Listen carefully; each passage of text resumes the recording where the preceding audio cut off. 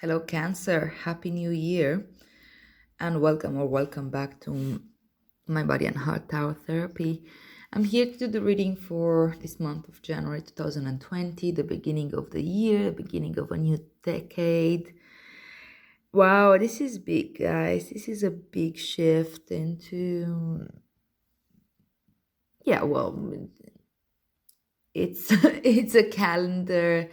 It's not that closely related to the cycles of the nature, but it does mean something to us. It's very symbolic, and that's why it has so much power. And there have been a lot of planetary shifts as well that are quite intense. There's still a lot going on in Capricorn in this month, so I think this is affecting you directly. You're also gonna have a full moon eclipse um, in Cancer. I think it's on the 10th, a few days from now. So that's going to probably affect you quite directly. I don't remember a lot about the aspects, but I remember that there was a lot. I mean, like the moon will be at home in Cancer, and that's always feels good to you, but it's going to be quite intense with everything that happens around it, because you're gonna have strong opposition with. Saturn and Pluto in Capricorn, and even Jupiter is in Capricorn. And this might feel intense. And I think this is also wrapping up this whole north node, south node in of the moons that had been in Cancer and Capricorn for quite a while now. I think it's a year or so. And yeah, that's going to be interesting. Anyway, let's see what's in the cards for you for this month. I hope you're well, Cancer. I really hope that you managed to wrap up the 2019 year with, satisfactory way for you, that you managed to, I don't know, say your goodbyes to things that needed to be let go of and embracing the new and all that. That you had the closure that you were hoping for. And maybe nice and warm holidays. Alright, so the King of Swords pops up first as your current energy. So this is a general reading for Cancer, Sun, Moon and Rising signs. If it resonates, it resonates. And if it doesn't, then it just doesn't. Three of Wands as your challenge. Alright, let's see what's your focus.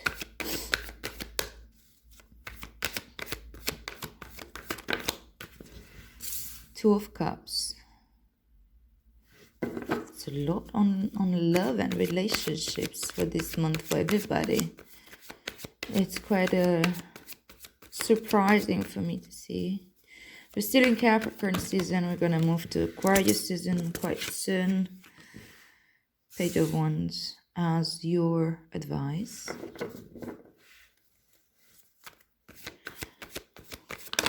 So we are in your opposite sign season, which had been like literally bombarded with attention.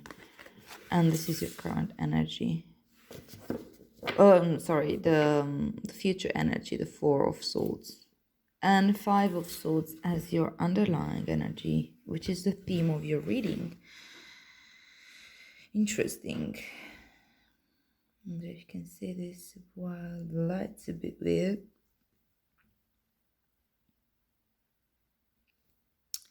So the Five of Swords talks about conflicts and about power games and about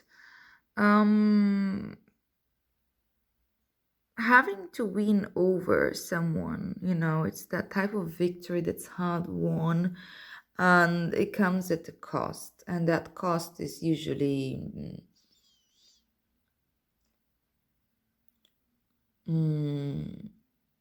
I don't know if necessarily honor or honesty or something like that, but it's like I don't know,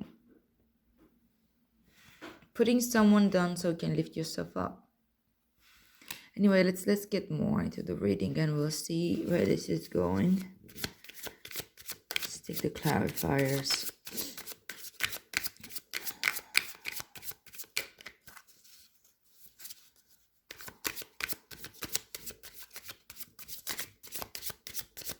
What are these cards here? So we have the Knight of Cups with the King of Swords.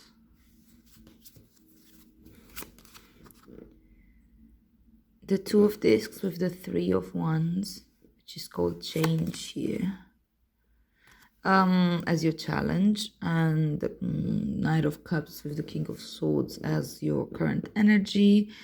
The Prince of Swords with the Two of Cups as your focus. The Princess of Swords. You have all the prince and princesses here. The Princess of Swords with the Page of Wands as your advice. And the Queen of Swords with the Four of Swords as your future energy. And the Priestess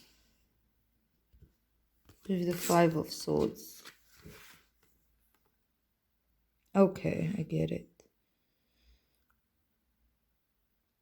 So I think that in this month you're learning to really look within and connect to your intuition and connect to that inner wisdom that can tell you when this is necessary and when it isn't. Sometimes it is really necessary for us to be more rough and to stand up for ourselves and to come up with strategies that aren't necessarily make us proud, but in order to survive.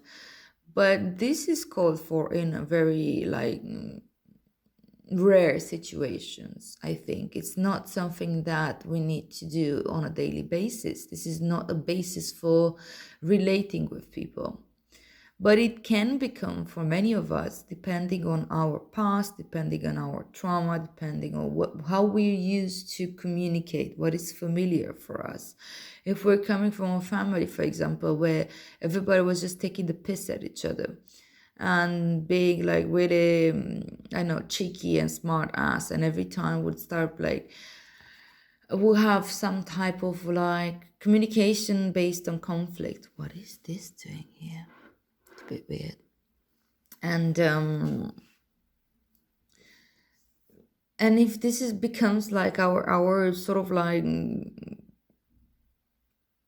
the way to communicate, this is the familiar, then we may end up always to be a little bit aggressive, or a little bit looking up for a fight. We're not necessarily always looking for a fight, but it can come out as such, because that's our default mode. So with the High Priestess here, I think that you're really, really getting your information, your downloads about when is this necessary and when it isn't. When does it come up as just a pattern on when is something that you can actually rely on as a defense mechanism, that it still makes sense. It's quite useful information, I would say. And the King of Swords and the Knight of Cups. The King of Swords is all about mental clarity and really understanding the big picture, being able to really see the big picture, and to communicate clearly and directly. He's a great communicator. And with the Knight of Cups here, which is about your emotional expansion, really. All nights talk about expansion, and I think that maybe that's it. You're expanding emotionally, reason for which you are interested in figuring out about how to become a little bit softer and less maybe aggressive in some ways. And it's a bit weird because you're not necessarily the aggressive type, Cancer, but we all get edgy. We all have different, as I said, patterns. Maybe you're not on a daily basis like this, but in certain situations, when you're getting emotionally vulnerable, or when you feel emotionally needy or something like that, maybe you suddenly become aggressive. And I think with the King of Swords here, you're starting to have the clarity of thought and not allow yourself to be bullied by your emotions in this case. And that's a weird choice of words, Andrea. But we can be the victim of our emotions, or we can learn how to use our emotions as a guide. And I mean, I know all about that. I have huge emotional swings, and it's really really hard sometimes to cope with them. They can be very intense. Emotions of them can be very powerful, and we can still learn to honor them and to use them, and but not allow them to drive them. And the King of Swords is doing this the best. Like, he's not the most emotional of the deck, but he understands human emotion. He's the archetype of Aquarius, and Aquarius is the water bearer.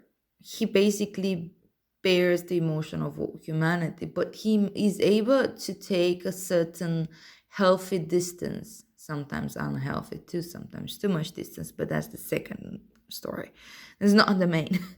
um and the water bearer is the humanitarian as well, and he can be humanitarian. He can care about humanity at large because he can bear emotions at large. We are all kind of like quite intense. If you zoom out and look at humanity at large, it's like there's so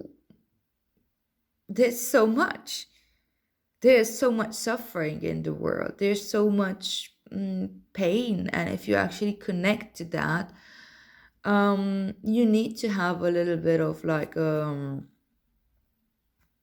being able to understand emotions, being able to feel them, but not to get overwhelmed by them. Otherwise, you just can't. You cut off.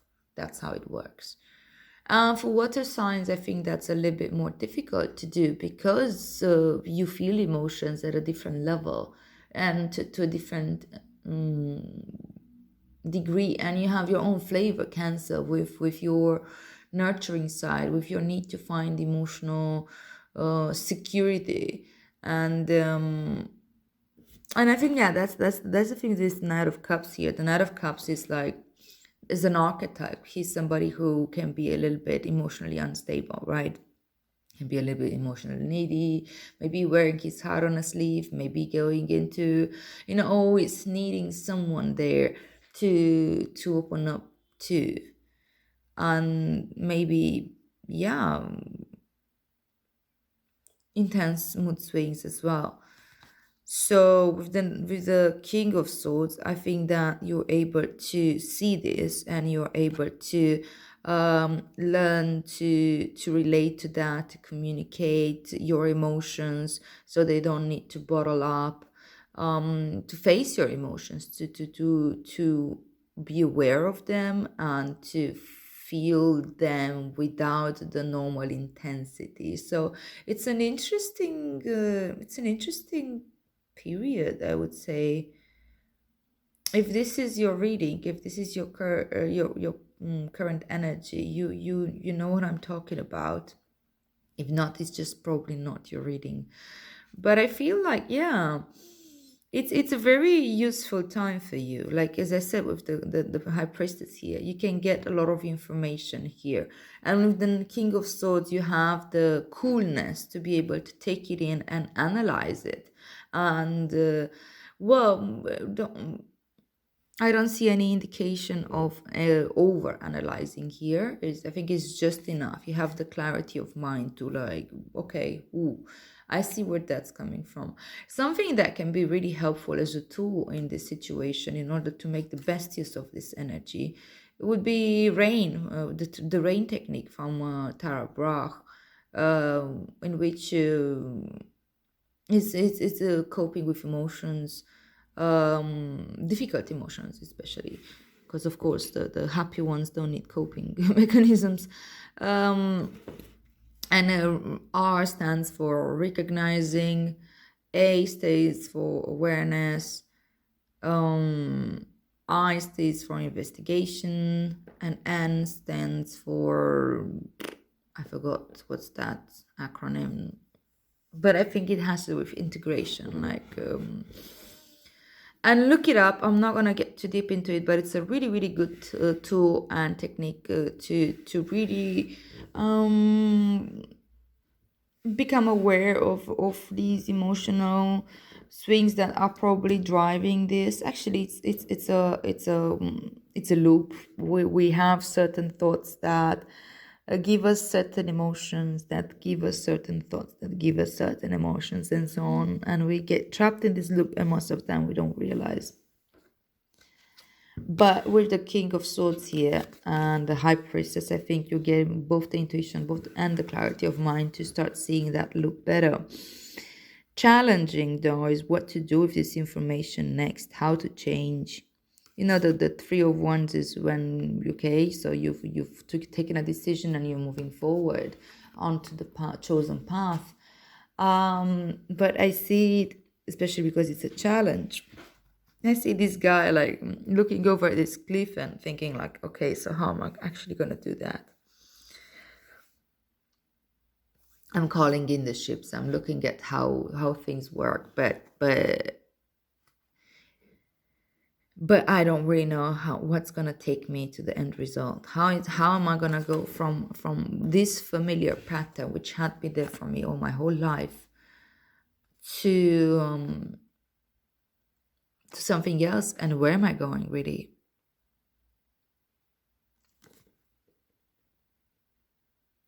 I'm looking at this card, the change card, and this is Jupiter in Capricorn, and we have Jupiter in Capricorn now.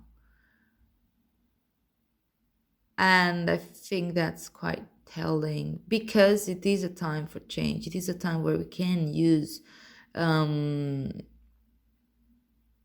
the expansive and um, idealism of Jupiter and put it into to good use into practice on with the cardinal energy of Capricorn. But Capricorn, as I said, it's your opposite sign, and we are in Capricorn season now, so this might be quite intense for you. Maybe like aspects from your shadow side can be like suddenly re resurfaced, and you can stare them into the face, and that cannot it's never easy. See, there's a snake here, and snake talks about knowledge and rebirth and change again. So yeah, change may be difficult right now, and you may not know exactly how to move forward, but don't despair here. I mean, like, this is great work that you're doing. Of course, you may be getting defensive when you know all your shadows stare you in the face, when you may be being challenged by quite some big planets there. Jupiter, Pluto, and Saturn are quite a gang. Very intense. You know, Pluto is all about transformation and change and death and the underworld. Um, Saturn is all about limitations and, you know, the structure and the what's it called, the proverbial father. And Jupiter is all about expansion, growth, and let's grow, let's grow.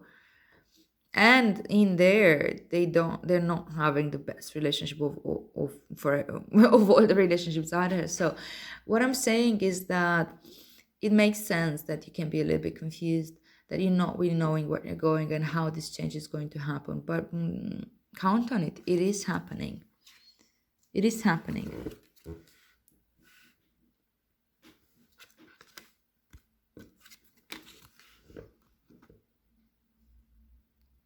Your focus, I think that your focus stays on relationship, like how to really change this. Remember that when my cup is full, when I am aware of what's in my emotional baggage, when I am aware that my triggers are my triggers and my emotions are my emotions, and the person triggering me, most of the time is not necessarily the same person that inflicted the wounds. They are just like unconsciously um, sticking their fingers into my wounds, because that's kind of how things work. When we have certain wounds, we automatically surround ourselves with the people that will trigger them one way or another, because we need reminders that those wounds need healing, you know. um but it's really true. Like, moment I realized that these are still my wounds, and these are I need to make my peace with that, and I need to learn to nurture myself in this sense. um I can come into this conversation, or into this relationship, or into these relationships with um full awareness and with clear communication with the priest of swords here, that okay, maybe I need certain boundaries. Some things are as they are, and I can take responsibility for them. Like, you know, it's really not you, it's me. But um certain subjects maybe are making me uncomfortable, and I know that you want to talk about them, but it's really just the place where I lose it, or the place where I become defensive, or the place where the things happen. Just, or maybe your approach so far didn't really work. It will automatically trigger this persona, and I see it. I don't necessarily have control over it right now, but in order to create more space and less pressure on it, let's let's work on it. Let's see how we're going to approach this. Either, like, for now, let's not touch it, or either okay, let's find a different way to approach this particular type of interaction.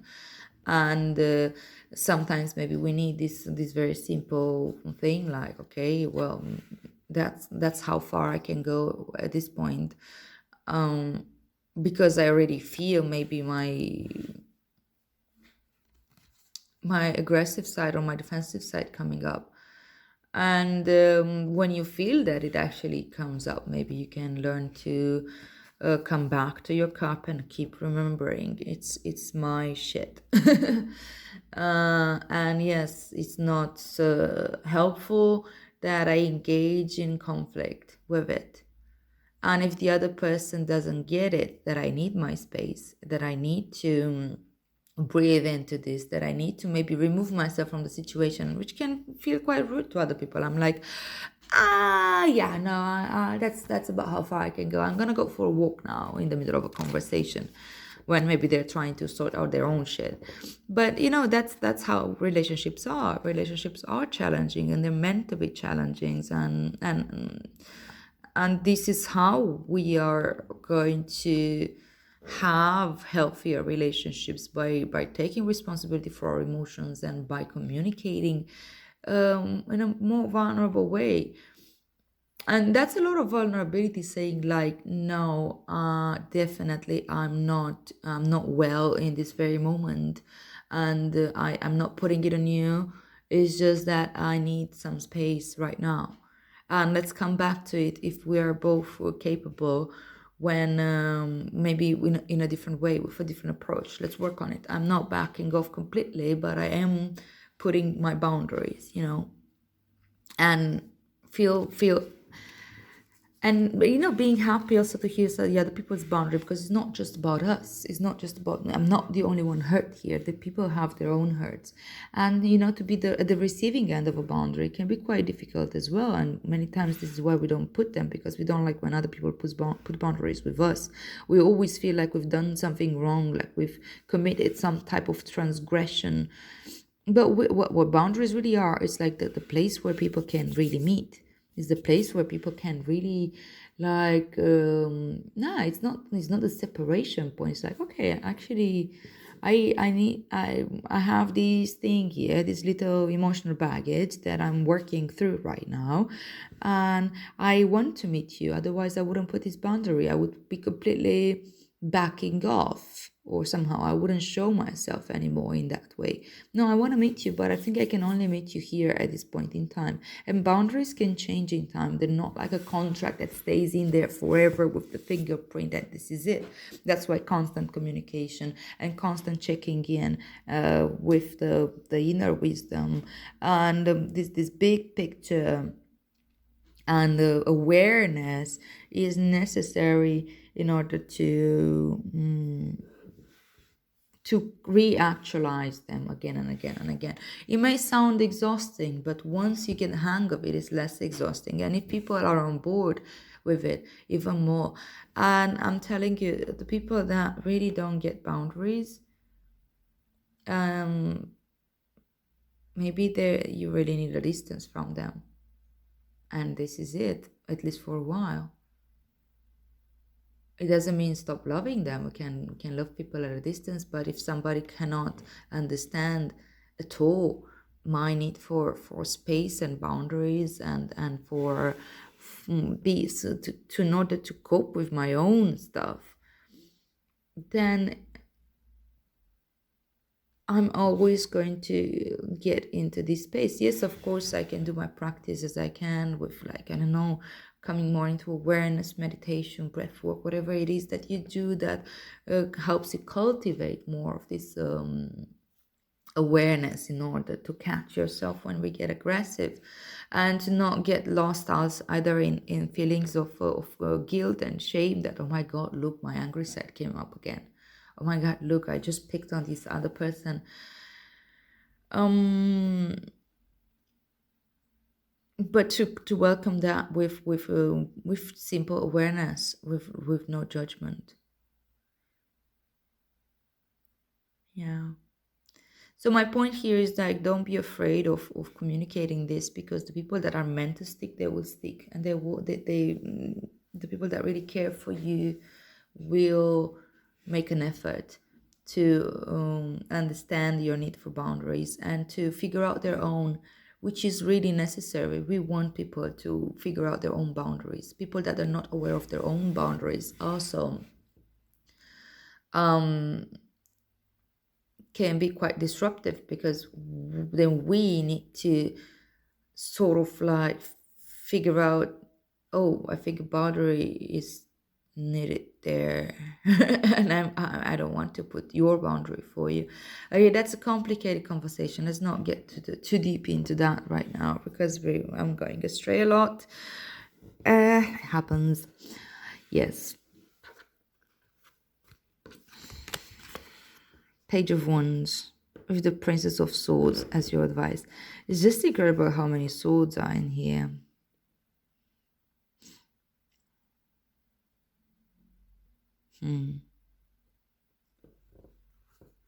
But it's okay, because you're gonna get your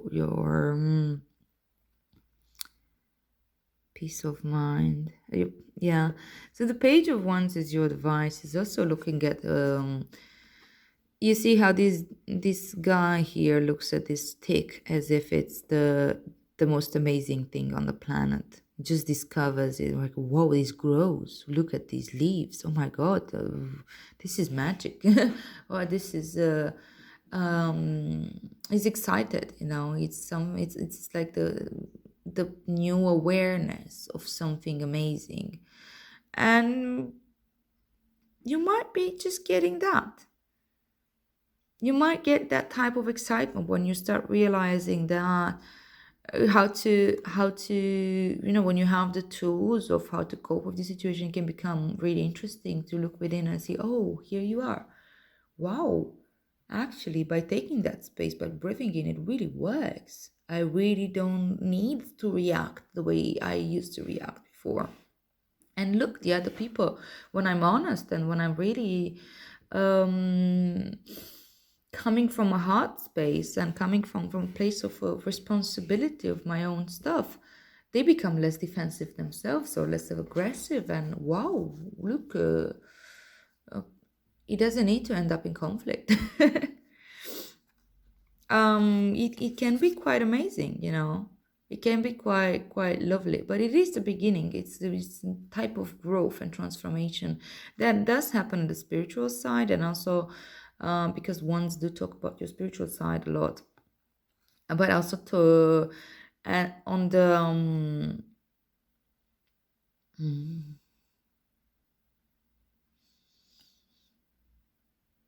one's is fire energy, so it has to do with our actions as well. What we take from within and put outside into the world. What we take from our mind, from our understanding, and how are we actually acting on it.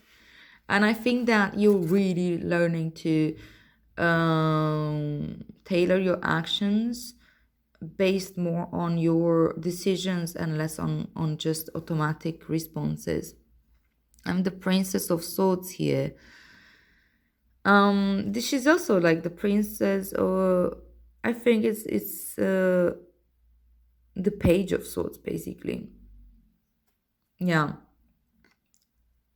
it's that type of transformation, both of the mind and also of your action, and in your and obviously in your spiritual realm.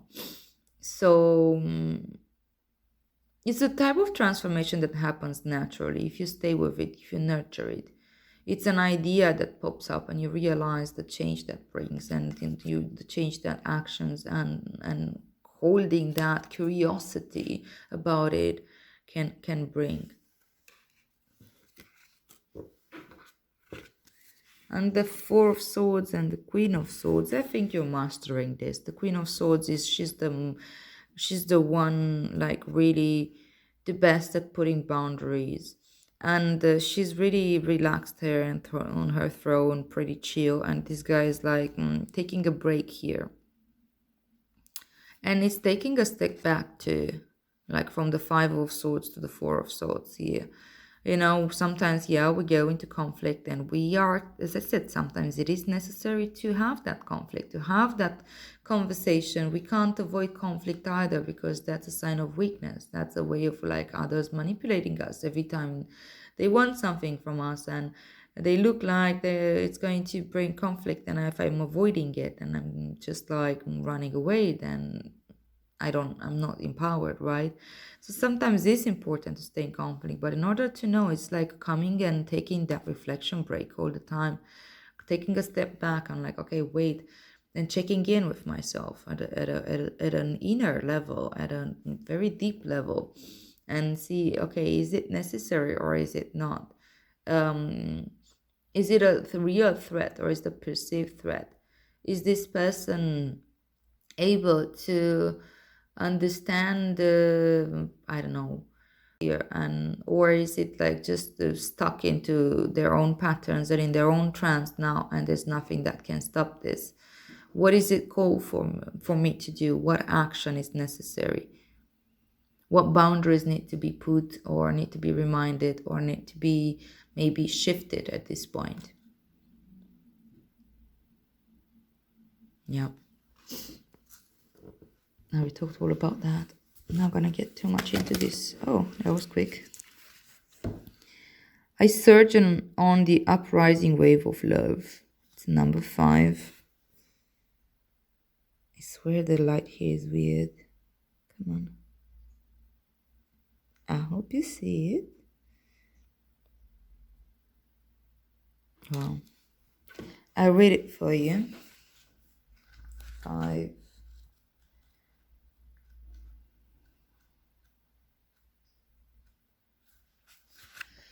I surge on the uprising wave of love. My life can be summed up in 3 accounts. I was raw, I was cooked, and I was burned. Rumi.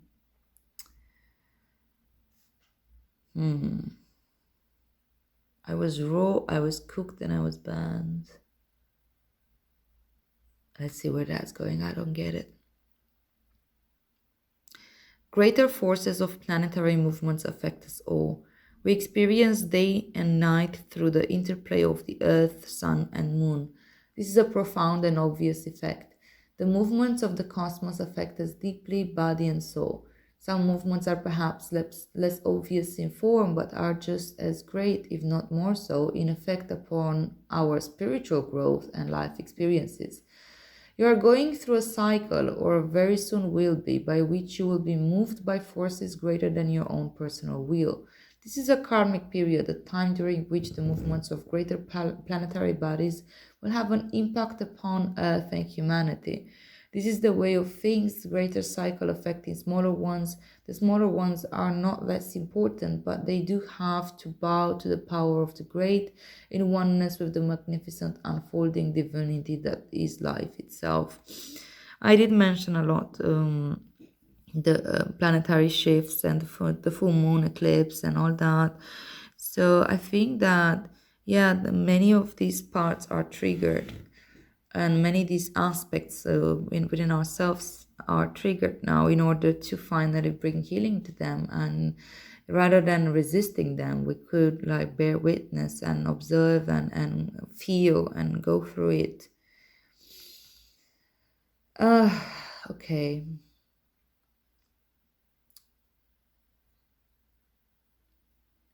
What we always have at our disposal is choice as how to do we respond to these affecting movements and cycles. Okay, nice, that's what we were talking about. The effect of this karmic cycle now unfolding in your life is to bring you into sweet surrender and awakening into greater love. What a delicious divine destiny. However, when even if we sense at one level that the shift has a positive end in store for us, we can encounter resistance and fear born of the ego in response to the stirring of spiritual uprising. We may quake in our holy body and wonder if everything is getting out of control and into some disorder. We will be right in our sense of imminent chaos. The disorder, however, is the ego perspective because its range of vision is too small, too limited to comprehend the greater workings of the planetary systems that move life towards love. That is as it should be. The teacup is not made to hold the ocean, but just actually a cup of tea. But if we begin to imagine that the cup of tea is preferable to the ocean simply because it is more containable, how much we miss out on. The Five of Swords talks a lot about the ego, about the lower mind, and in the growth of the swords suit, you have the Four of Swords where you like take a break from past hurts and understanding stuff, and integration of certain things that are not always nice, and they take a break, and then there's the conflict and all this, and that's growth all the time. I mean, like, just taking it from the perspective of the suit, the five, it's a growth of the mind, but it feels very unstable. It's like looking around and with a small range, with if we get stuck in there, it's no real growth. But it is a necessary step in order to go to the Six of Swords, which is like moving away from what we realize in this, what we like, what we don't like, what we need, what we don't need. Okay, let me continue with the reading. And how terrifying when we are actually thrown into the ocean and moved by it, with all this emotional stuff here. Okay. Your heart is more powerful than your fear, and it wants to live in total trusting surrender to the unfoldment of life's genius. It wants to let life happen to it. Okay. This is why this is your advice here with the Two of Cups, which talks a lot about love and about connecting to your heart. This oracle comes with a message for you. There are changes happening. Okay, you literally have the word change here, but it's your challenge. So let's see. There are changes happening and they will be out of your control. This is because you are ready for accelerated life change. Rather than paddling, you will be caught in a wave and moved further faster. Let yourself surge on with the energy of what is happening, leading with your heart and just going with whatever unfolds. This will bring you the best fortune and open you up to the divine destiny that is your birthright this lifetime. Beautiful. Beautiful, beautiful, beautiful. I hope that makes sense to you, Cancer. If you resonated with this reading, please like, share, subscribe. It will really help my channel grow, and it will help also other people that could benefit from this reading to benefit from these readings. So I wish you a great, great new year and a beautiful January and a beautiful and easy process here. This seems quite big with these changes. But yeah, I think you're definitely up for the challenge. Do stay connected with your heart. I think that's really the secret all the time for anything that passes through our lives. Understanding that taking it from not from necessarily from the place of the ego and of the mind, but from the place of the heart, where the deeper wisdom is what's going to really help us through. All right, Cancer, have a wonderful new decade.